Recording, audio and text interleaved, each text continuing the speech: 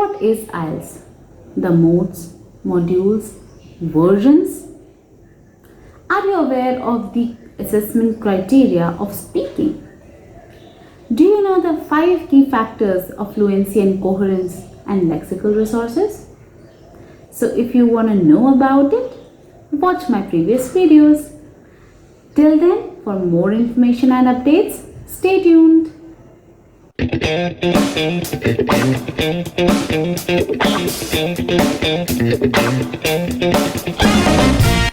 Hello guys, welcome to IELTS Masha, where dreams always take off.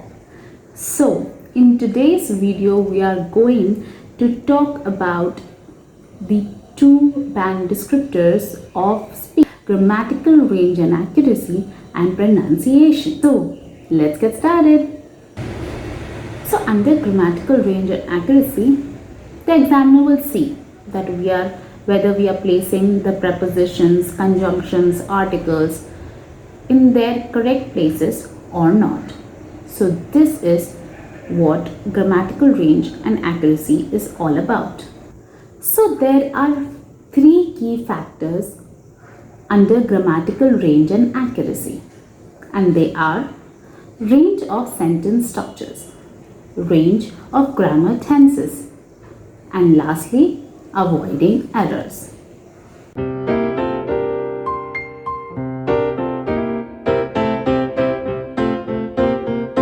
Firstly, let's move to range of sentence structures. Now there are 4 types of sentence structures.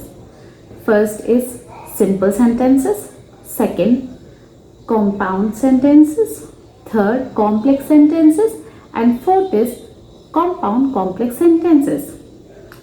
Now, so under all these sentence structures, the examiner wants to see that whether we are applying or using all the sentence structures or 2 or 3 sentence structures, or how wisely we are using them in our speaking. For example, if we are using only simple sentences in our speaking, then the examiner will think that our English is poor or weak, and we are unable to use different types of sentence structures. So remember always that when you are giving your speaking, always try to use different types of sentence structures. And if you have to do that on your exam date, you have to practice a lot beforehand. Secondly, we come to range of grammar tenses. Now here, the examiner wants to see that whether we are using tenses properly or not. So, mainly we have past tense, present tense and future tense. But apart from these, there are 4 aspects of tenses, and they are simple, continuous, perfect and perfect continuous. So what one should do is that when you are giving speaking, you have to be very alert that in whichever tense the examiner is asking you a question, you have to give your answer in that particular tense only. So be very careful when you are giving your speaking. Now thirdly, we come to avoiding errors. Now under this, when you are giving your speaking, always try avoiding too long sentences, which are also known as complicated sentences. Now why is that? If you ask me, then there are several reasons for it. First, your focus gets deviated. Second, coherence gets lost. The examiner is not able to understand that what you are trying to say. Third, whenever you are giving too long sentences as your answer, most probably you forget that in which tense you are speaking. Fourth, you make a lot of grammatical mistakes and you also have many inaccuracies. So, for all these reasons, always try to avoid long sentences or complicated sentences. Now, we come to the last band descriptor of speaking, that is pronunciation. Basically, pronunciation is how a particular word or a language is spoken. So here the examiner wants to see whether we are pronouncing a particular word in a correct manner or not. Now under this, there are four key factors of pronunciation. First, the first one is able to be understood. Second is using intonations. Third, accent doesn't affect understanding. And fourth is accurate words and sound pronunciations.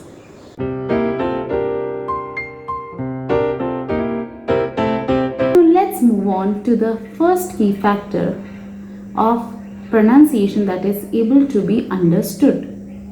Now under this, it is very essential that whatever the person giving the exam is saying, the examiner should be able to understand that. Now there are various reasons because of which this particular thing doesn't happen. That is, it can be because of accent problem. Second, it can be because of a dialect problem. Third, it can be because of a lisp problem where a person says sir for sure and sure for sir. Or it can be because a person is unaware of phonics. So my tip for you all is you can watch many videos where you can understand that how a particular word is spoken. So if you are unaware of the phonic sound, then on YouTube also you can get many videos on phonics and you can improve on that. Now let's move on to the second point under pronunciation, that is able to use intonation. Now what are intonations? Intonations are basically the way in which we lower our voice or raise our voice. Okay, so this particular skill is very important for speaking or giving speeches. So when you are giving your speaking, you should be very particular that where you have to lower your voice and where you have to raise your voice, because that will decide that how great impact you can make on the examiner. Now for example, when you were small, your mother or your grandmother used to narrate to you little small stories or moral stories. So when she used to do that, so according to the situation of the story, your grandmother or mother used to lower their voice or raise their voice. In the same way, when there is a cue card question, when you are saying a particular story, you should know that where you have to lower your voice or raise your voice. That is why you should know this particular skill of intonations. Let's move on to the third key factor of pronunciation, that is accent doesn't affect understanding.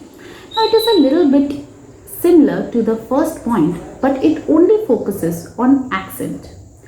Now people who are facing this problem of accent and who are not able to say certain words correctly, what they can do is practice. Practice will help you in a way that whenever you are giving your speaking, the examiner will be at least able to make out that what you are saying.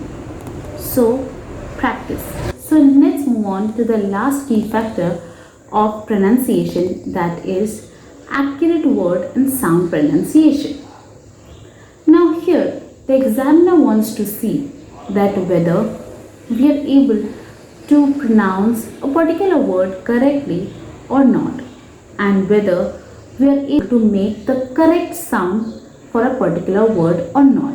So basically, the person giving the exam should have the full knowledge of phonics. So here ends all the 4 band descriptors of speaking, or the assessment criteria of speaking, that is fluency and coherence, lexical resources, grammatical range and accuracy, and pronunciation.